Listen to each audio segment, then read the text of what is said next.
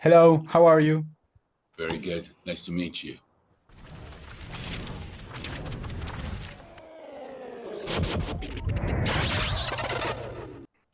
I was actually in computers, and I thought I was going to be a pilot for a while, so I was learning how to fly planes, and then I abandoned all of that and took a Second City improv class in Toronto many years ago, and had an epiphany. I just had this. I knew this is what I wanted to do, so I started studying primarily the classics. I worked in classical Shakespearean theater for many years. Um, and then when I felt comfortable enough to feel that I knew what I was doing as an actor, then I graduated, I guess, to film and television in a way. So that's been over 30 years for me, my career. Yeah. And do you remember your first job after Uh, finishing your studies? well, my first job on stage, yeah, it was what we call an equity showcase. Nobody got paid, but it was an opportunity for people who didn't have an agent, or if you were trying to, get publicity for yourself with your agency and trying to get casting directors to come. So it was like a good calling card. It was my first time on stage here in Toronto at the Harbourfront Center, and yeah, I got noticed on my first time out, and then continued to apprentice, I think, as an actor. Then I finally made it to the Stratford Festival in Ontario.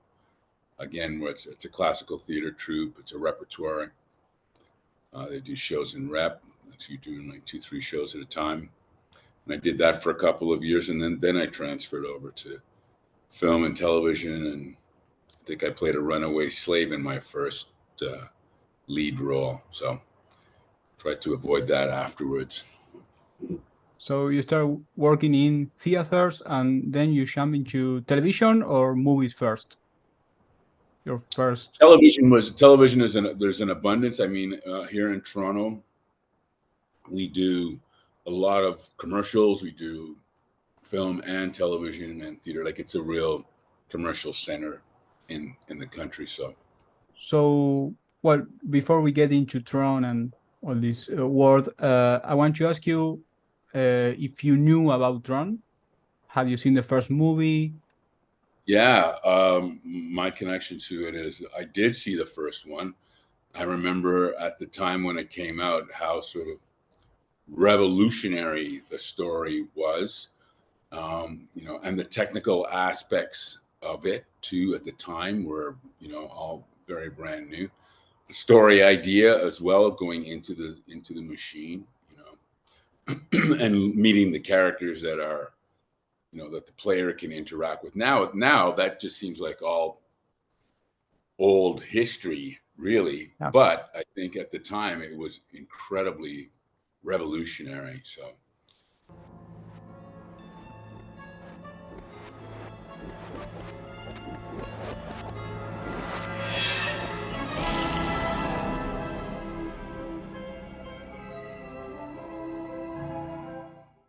So you have memories of seeing the first movie when you were younger, or yeah, at the time, I mean, just to kind of get context of it, I I'm the kind of actor that just really relies heavily on information that I get for what I'm performing in. That's in the script that I'm working on. I don't reference back to too many things. I mean, I do like historical reference and things that I don't really know, but really in terms of the through line and the story of my character, I mean, I understand the connection to the first script, but I don't rely on the first story at all. I really relied on the world that, our director created. right? Yeah, I have a question about that. I mean, I want to know how much did you know about your character? I mean, you have dialogues in the movie, but it was explained to you the meaning of these lines. Do you have any context before jumping into the scene? Not really. I have to say, like, that's like the major departure for me being in film and coming from a theater background, is that we have a chance to explore and we have a chance to have a dialogue with the director and the creators or the writers. We have that community already and that understanding of, like, we're trying to create something together. But in projects this large, I really feel like a hired gun sometimes. I come in, I do my thing, and I leave. And I really feel like there was a lot that was in that film that was already decided by Disney, the look and the feel of what they wanted. So, whatever I brought to it was really a limited contribution, because we're really restricted by the technology, the 3Ding of it. That was a lot of equipment and a lot of bodies on the set just to make that camera go. And I've never experienced that before. So that was very otherworldly, no pun intended. But I didn't really get a sense of, my character before getting there, just understanding that I was an integral part of, like, we'll call it the inner revolution of, what was happening in that world, in the Tron world. Right. But did you know the name of the character at the moment? Oh, yes. I mean, like, as I, of course, I read the script and worked with the Yeah. script, and yeah, knew that it was Bartik and so forth, but not really. I didn't know that Bartik was really a part of the world of. I think that kind of came after, to tell you the truth.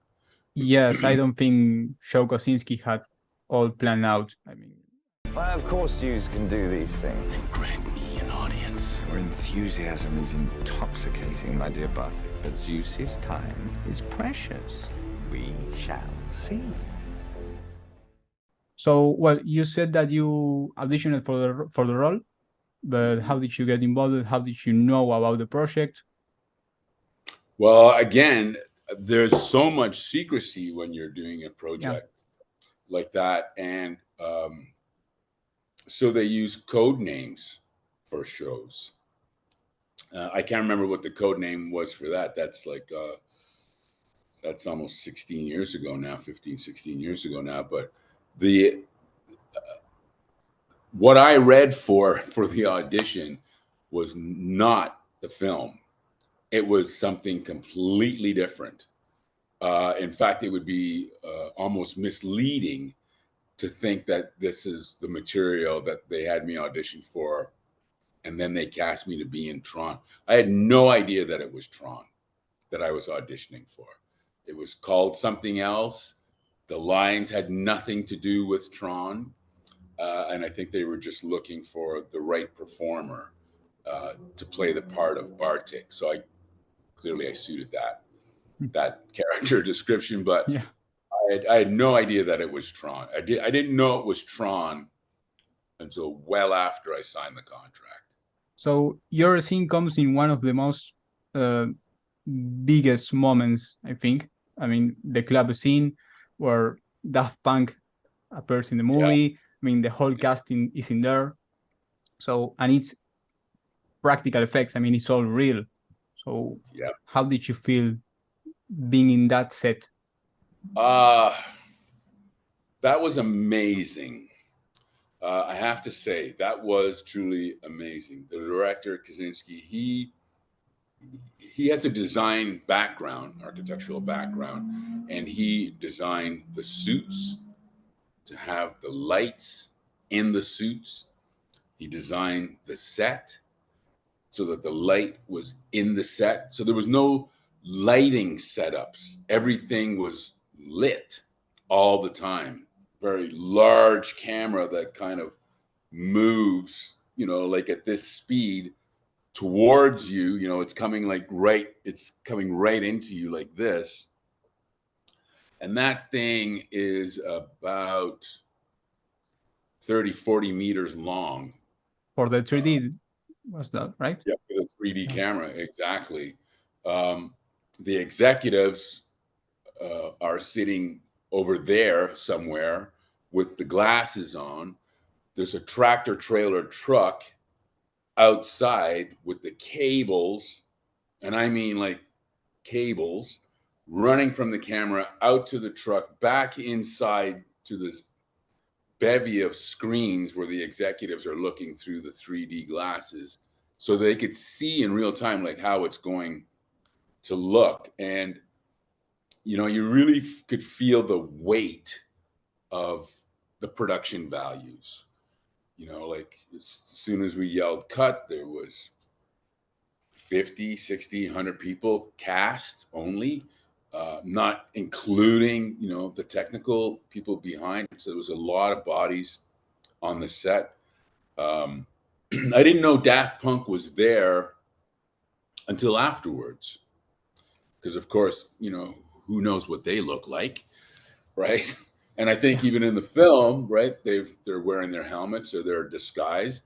Yep. But the music was playing. I remember the music playing, and then there was a rumor on the day that Daft Punk was there actually doing the music. But again, I couldn't have pointed to them. But there was something very special about being on that set. I'm proud of being in Tron 100%. Well, also in that scene, there's a cameo of Steven Lisberger, the director of Tron. I mean, yes, that when I found that out, I think I might have acted like a little 12-year-old school kid with my excitement because he's got a very distinct look, and he didn't really traditionally look like the other characters in the film. And he was himself. Yeah, and he has a little cameo moment at the bar.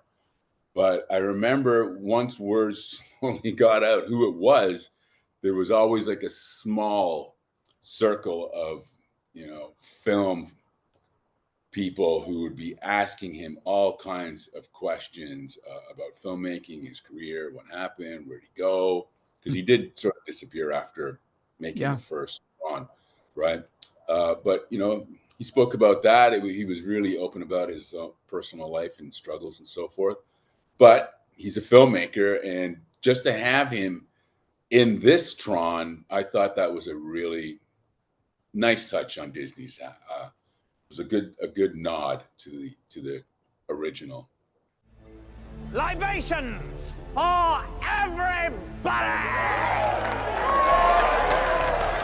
I'm Castor, your host, provider of any and all entertainments and diversions at your service. My main scene, only scene really, is with Michael, British actor. And I was just really thrilled to be working with him. I spent a lot of time with him. Really gracious man, solid actor, really having a great time. And I was just really thrilled about being with him. And again, just being in the project. How long did it take to record your scene? How much time were you on set? I think that was 3 days for that scene. Yeah, it was very detailed. Especially when the fighters come in. The choreography and there's a lot of moving parts in that scene, and the technical requirement, especially for Bartik to be de-resed for his death. Like there's a lot of technical stuff happening. Yeah. Si me disculpas un momento, tengo que atender algo importante. ¿Beban algo? Cortesía del Club Fin de la Comunicación. Está comenzando. Well, I mean, to kind of make, to use a religious reference, I think like if Jesus suddenly came back, on this plane, and all the rumors of him existing were now confirmed in that moment, and that was sort of the idea that I was playing with, was that, oh my God, it's true. And it is happening, call it the end of the world or the beginning of the revolution, but, something now, because Now I have the actual proof. I can see him for myself. So we had to kind of, play the amazement and the gratitude that he's here to fight, and like it's on. That was, and then my character dies moments later. Yeah. But it was at least it kind of feels like the prophecy has been fulfilled or is about to be fulfilled. He's here. So Yeah. that was amazing. Yeah.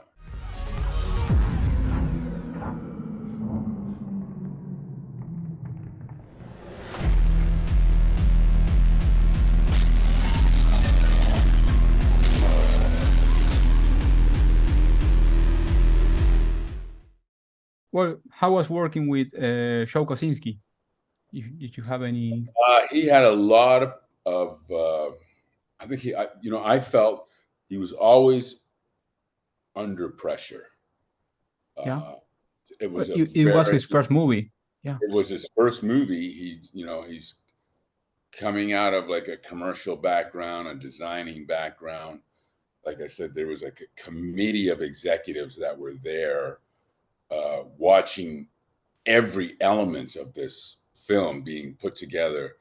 I think he's done a really good job. I think he did a really good job. He's still gone on to make some other great films as well in that genre of science fiction. So he's got his thing to do. He's a very focused man, there was no small talk with Joseph at all. So, So, well, I want to ask you about the other Bartik appearances. I mean, have you read the comic book?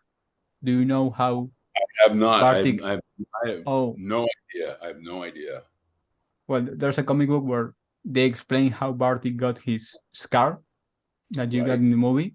How was working with that makeup? Because the other actors don't have makeup. I mean, they have the suits, but you have makeup in the face. So how was working with the suits? That it must be some experience and makeup. So the makeup required many fittings. I had many meetings with the prosthetic guy in Vancouver who was brilliant. He'd done a lot of other projects. I can't remember his name right now. We had met quite a few times, and it was about trying to get the size of this prosthetic correct and have the digital pixels be of a certain size so that it could read. So we would meet and cover like right over my eye, like right down to almost my lip, back up. It was quite large, but once you blended it in, it just became like a line. And that process alone, that was a few hours just to kind of put that on and get it right to do that. I'm very proud of that. The costume was, again, like a marvel. I mean, it looks amazing on camera. And like I said before, as soon as they yelled cut, a team of dressers would run out to all the cast members because we're wearing lights and it had a fan on. Right. Yeah, the battery. So you had to like run out and turn it off, make sure that your disc was, intact and turn that off, so there was a lot of technical. And when they're getting ready to shoot again, this team of dressers would run out, turn everybody on, make sure that everybody was on, and then, go. So it was a real team effort. That's the best word to put on that. Because there's a theory that the suits were overheat and burn the actors. I didn't have that experience. I didn't see that either. No, but I imagine, yeah, because like we say, there had to be a fan on to keep it cool, and they made sure that after 2-3 minutes of a take, off they would go. So overheating, I could see that happening. I could see that happening, and that'd be really unfortunate. Did I miss something? Pavel arrested Hopper. He says he's the renegade. What are you talking about? I feel so Betrayed! I can't stay in here any longer. I need air. Bartik, wait! I need air. Who are you? What do you want? Hopper's not the renegade. And we can prove it. Did you see or know the animated series, Tron Uprising? I did not. You haven't I'm seen a terrible watcher of things. I'm terrible. I did not. Well, the question is because your character has, a role in the series. So the question is about your reaction. Well, you should see the show and Yeah. Well, nobody called me. That would have been nice. That's my yeah, initial reaction. that's right. And again, I think all this stuff was created after the Yes, film. it was after. Yeah. Yeah. So that again, that's too bad. But maybe I will check that out. How does it feel to know that your character was important to the franchise, since he has an appearance in the movie, in the animated show, and has his own comic book? Well, now, I wish I knew then, what we know now. But I mean, in terms of a legacy, again, no pun intended, it's really interesting that Bartik was so important. And because he does show the conflict that's going on in that world, and it's great that they kind of made him that sort of iconic fighter. So for that, I'm very proud about that. Zed. So I'm in. Oh, you're in. But you're gonna wish you weren't. Good luck, kid. Zed, what were you doing with those programs? Can you keep a secret? Yeah, I think I can handle that. That's how you got the scar. Okay. Wow. That's how you got the scar. Yeah. Yeah, this comic is about your character meeting with, I don't know if you remember Shem, the Belgarret character in the movie. Yeah. And she tells you that there are prisoners in the Solar Sailors, in these transports. So you go and free these prisoners. And this comic is like a connection with your scene in the movie. I mean, this comic ends with your character going to the club. You see? Right. So it's like, okay. So you see this picture here, where the star is coming down, and a fan had sent me that picture. I actually was using that as my screensaver on my phone. yeah. I'd seen that before. How do you feel about the future of the franchise? I mean, are you excited for the next movie that is in the works? I mean, success to all the creatives that are putting that together. Like, it's a solid franchise. It's an amazing sort of setting, and the characters are, they're fully realized characters with real great life journeys and struggles and whatnot. So I think that, it's a winning formula. They spent a lot of money, making this film, and look at all of the products that are coming out of it. So I think it's part of our culture now. And so they can go in a million different directions. It'd be great if they called me, but I think I'm a little old now to play Bartik. Maybe I'll play Bartik's dad. Thank you, Alvaro. I really appreciate this opportunity. I'm very pleased to meet you and your fans, clearly your followers of the show, and the fans of Tron. It's like really my first contact with everybody, so I really am honored to have been a part of this with you. Thank you.